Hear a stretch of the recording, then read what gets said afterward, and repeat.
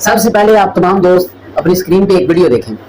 علامہ صاحب جو حلال جانور کے کپورے ہیں وہ کھانا جائز ہے اور آپ کھاتے بھی ہیں؟ الحمدللہ بڑی دفعہ ہم کھائے ہیں، میرے تو پسندیدہ ڈش ہے۔ آئیے اگر آپ کو کوئی پرابلم ہے تو بنا کے لائیے، ہم کھانے کے لیے تیار ہیں۔ اچھا۔ حلال ہے، اس میں کسی قسم کا کوئی شک و شبہ نہیں ہے۔ شریعت نے جن چیزوں کو حلال قرار دیا ہے ان چیزوں میں سے کسی کے اندر بھی کوئی عیب یا نقص نکالنا اور ان سے کراہت کرنا آپ کے ایمان کی کمزوری ہے۔ جو روایت اس کے متعلق پیش کی جاتی ہے وہ ٹھیک نہیں ہے۔ جی تو ویڈیو دیکھ چکے آپ۔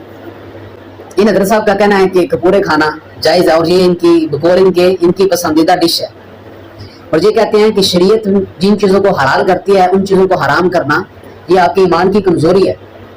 تو ہم آپ کا حدیث مبارکہ سے اس چیز کا رد کرتے ہیں کہ نبی پاک صلی اللہ علیہ وآلہ وسلم نے جانور کے اندر 7 چیزوں کو کھانے سے منع فرمایا اور جن میں خصیتین بھی شامل ہیں، یعنی کپورے۔ اللہ تبارک و تعالیٰ قرآن پاک میں ارشاد فرماتے ہیں یا ایھا الناس کلوا مما فی الارض حلالا طیبا، اے لوگو زمین میں جو کچھ حلال ہے اور پاکیزہ ہے اسے کھاؤ، ٹھیک ہے۔ اور حلال جانور اس کا مطلب یہ نہیں کہ پورا کا پورا جانور ہی حلال ہو گیا، بلکہ اس میں بھی قید لگائی گئی ہے کہ 7 چیزوں کو چھوڑ کر باقی تمام چیزیں حلال ہیں۔ آپ ان 7 چیزوں کو نہیں کھا سکتے، وہ مکروہ ہیں، حرام ہے۔ آپ کیوں چیزوں کی طرف بڑھ رہے ہیں؟ جبکہ اللہ تبارک و تعالیٰ قرآن پاک میں ارشاد فرماتے ہیں وَيُحِلُّ لَهُمُ الطَّيِّبَاتُ وَيُحَرِّمُ عَلَيْهِمُ الْخَبَائِثَ، کہ نبی کریم صلی اللہ علیہ وسلم ان کے لیے پاکیزہ چیزیں حلال کرتے ہیں اور ناپاک چیزیں ان کے لیے حرام کرتے ہیں۔ تو نبی پاک صلی اللہ علیہ وسلم نے جانور کے اندر 7 حرام چیزیں واضح کر دی، ہمیں بتا دیا کہ یہ چیزیں نہیں کھا سکتے۔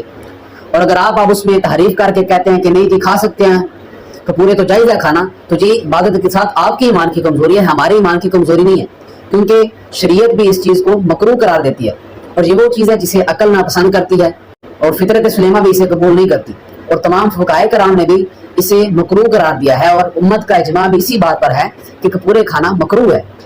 اور صرف آپ کہہ دیں کہ یہ کھانا جائز ہے تو آپ کے کہنے سے عبادت کے ساتھ یہ جائز نہیں ہوگا۔ جس طرح جانور کا مثانہ، پتا اور غدود، ان چیزوں کو نہ فطرت سلیمہ قبول کرتی ہے، اگر کوئی عقل مند انسان بھی ہو تو وہ اسے کھانا پسند نہیں کرے گا، فقہائے کرام نے اسے مکروہ تحریمی قرار دیا۔ اور دوسری طرف خصیتین جو کہ جنسی شرمگاہی کا عضو ہیں، تو پھر وہ کس طرح جائز ہو سکتے ہیں؟ آپ اس کو کس طرح شوق سے کھا سکتے ہیں؟